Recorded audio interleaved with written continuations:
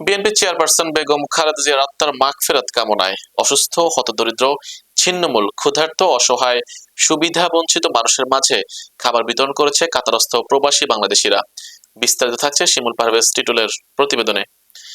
এই সময় উপস্থিত ছিলেন রাজবাড়ী সদর উপজেলা বিএনপির সাবেক সাধারণ সম্পাদক কে এ সবুর শাহীন, ছাত্রদল কেন্দ্রীয় কমিটির সহ সাধারণ সম্পাদক মোহাম্মদ গোলাম মোস্তফা, জেলা ছাত্রদলের সিনিয়র যুগ্ম আহ্বায়ক ওমর ফারুক, কাতারস্থ প্রবাসী বিএনপি রাজবাড়ী জেলার সাধারণ সম্পাদক মোহাম্মদ সুমন হোসেন, বরাট ইউনিয়ন যুবদলের আহ্বায়ক সাগর সর্দার, বিশিষ্ট ব্যবসায়ী ইউসুফ আলী মোল্লা, সমাজসেবক মাসুদ রানা সহ অন্যান্যরা। দেশনেত্রী আমাদের আপসী নেত্রী, তিনবারের সাবেক প্রধানমন্ত্রী বেগম খালেদা জিয়ার মৃত্যুতে আমরা সবাই শোকাহত। পাশাপাশি কাতারস্থ রাজবাড়ী জেলা প্রবাসী বিএনপির একটি খাদ্য বিতরণ কর্মসূচিতে সবাই দোয়া করবেন আমাদের দেশনেত্রী বেগম খালেদা জিয়া যেন আল্লাহ তাআলার কাছে ভালো থাকেন। আমাদের সবার জন্য তিনি যেমন করে গিয়েছেন, আমরা আসলে কিছুই করতে পারবো না শুধু দোয়া ছাড়া।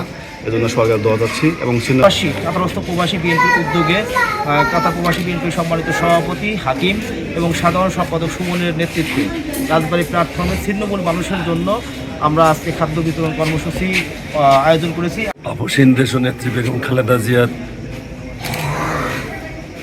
মৃত্যুতে কাতারস্থ প্রবাসী বিএনপির উদ্যোগে আমাদের প্রিয় নেত্রী দেশনেত্রী বেগম খালেদা জিয়ার স্মরণে আজকে এই রাজবাড়ী রেলওয়ে স্টেশন চত্বরে ছিন্নমূল মানুষের মধ্যে খাদ্য বিতরণ করা হচ্ছে। আমি কাতার বিএনপির সভাপতি সাধারণ সম্পাদককে এই জন্য ধন্যবাদ জানাই।